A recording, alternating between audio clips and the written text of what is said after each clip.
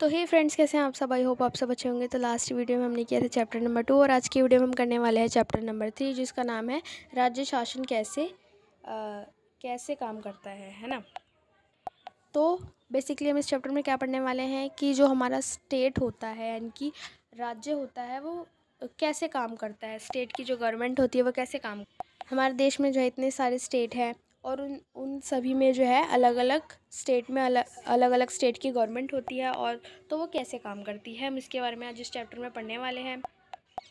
तो फर्स्ट है हमारा टॉपिक विधायक। तो विधायक क्या होता है, हर स्टेट में जो है बहुत सारे विधायक होते हैं अलग अलग अपने अपने स्टेट के। तो विधायक क्या होता है, जो कि विधान सभा में सदस्य को विधायक कहा जाता है,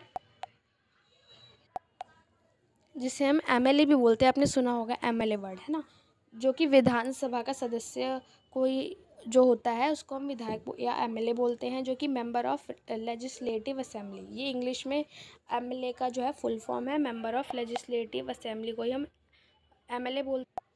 तो जैसे सेंट्रल लेवल पर आपने सुना होगा लोकसभा और राज्यसभा होती है, वैसे ही स्टेट लेवल पर जो है विधानसभा होती है। उनके जो मेंबर होते हैं उनको हम क्या बोलते हैं, एमएलए बोलते हैं, यानी कि मेंबर ऑफ लेजिस्लेटिव असेंबली, जिसके लिए जो कि जनता द्वारा चुने जाते हैं और ये मिलकर सरकार का गठन करते हैं।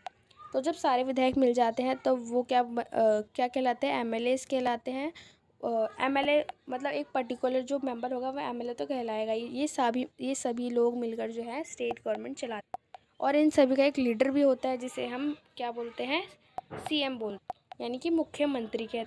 अब नेक्स्ट देखते हैं निर्वाचित क्षेत्र क्या होते हैं, जिसका अर्थ एक निश्चित क्षेत्र से है। यहाँ रहने वाले सब मतदाता अपनी प्रतिनिधि चुनते हैं। उदाहरण, यह कोई पंचायत का वार्ड या वह क्षेत्र हो सकता है जहाँ विधानसभा सदस्य चुनता है, जो विधानसभा सदस्य चुनता है। हर राज्य को जो है निर्वाचन क्षेत्र में बांटा जाता है। प्रत्येक निर्वाचन क्षेत्र का एक विधायक होता है।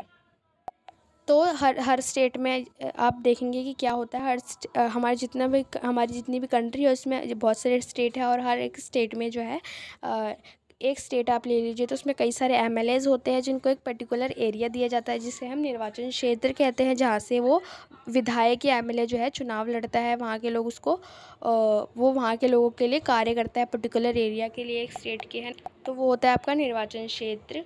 और ये वहाँ पे ऐसे ही काम नहीं करने लग जाता है कहीं भी जाके।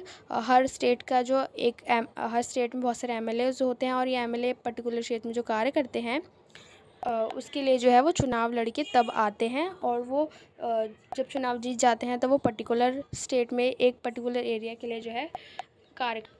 तो ये होते हैं हमारे निर्वाचन क्षेत्र, जहाँ पे जो है एमएलएज वगैरह एमपीज़ वगैरह काम। अब सत्ता पक्ष का मतलब क्या है, अब ये देखते हैं। जिस राजनीतिक दल के विधायक बहुमत में जीत जाते हैं वे सरकार बनाते हैं और मुख्यमंत्री उसी दल का नेता होता है। इसी को हम सत्ता पक्ष या सत्तारूढ़ पार्टी कहते हैं। तो आपने देखा होगा कि हमारे देश में जो है चुनाव लड़े जाते हैं और जो पार्टी जीत जाती है उसी को हम क्या बोलते हैं, सत्ता पक्ष, यानी कि जिसके पक्ष में जो है लोग रहते हैं। पूरी जो कंट्री जिस पार्टी के पक्ष में रहती है, फेवर में रहती है, उसी को बोलते हैं हम सत्ता पक्ष। और लोग जिसको जिता देते हैं चुनाव में वही होता है हमारा सत्ता पक्ष या सत्तारूढ़ पार्टी, जो कि कहीं ना कहीं आप देख सकते हैं कि मनमानी चलाती है या फिर लोगों को वो पार्टी पसंद होती है तभी लोग उसको जिताते हैं।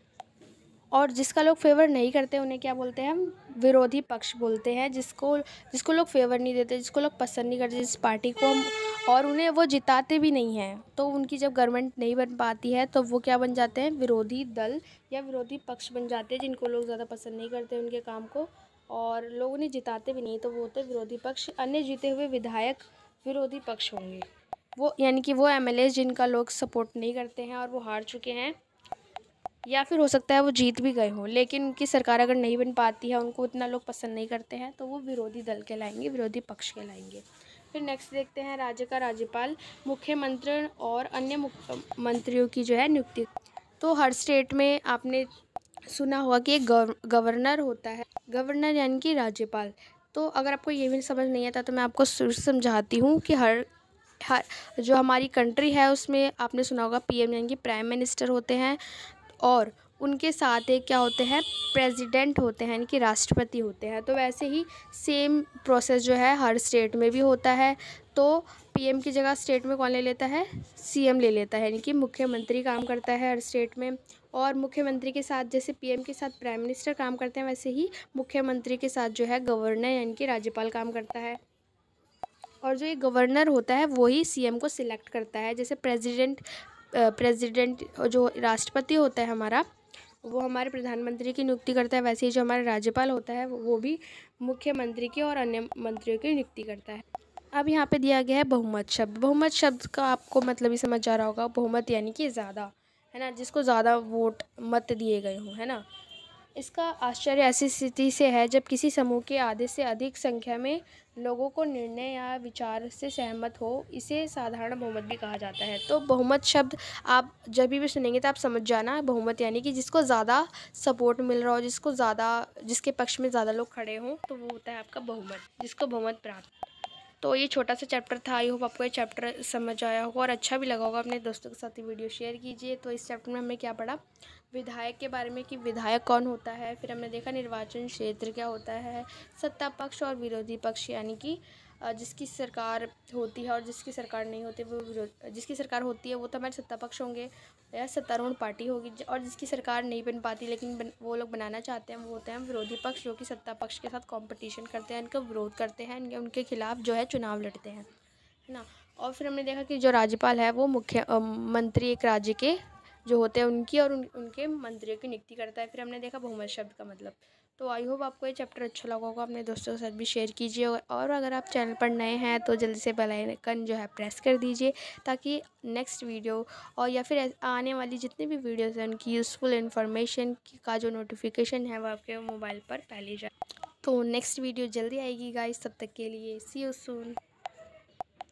एंड और आपको आने वाले एग्ज़ाम्स और फ्यूचर जितने भी आपकी जो जीवन में जो चैलेंजेस हैं उनके लिए ऑल द बेस्ट।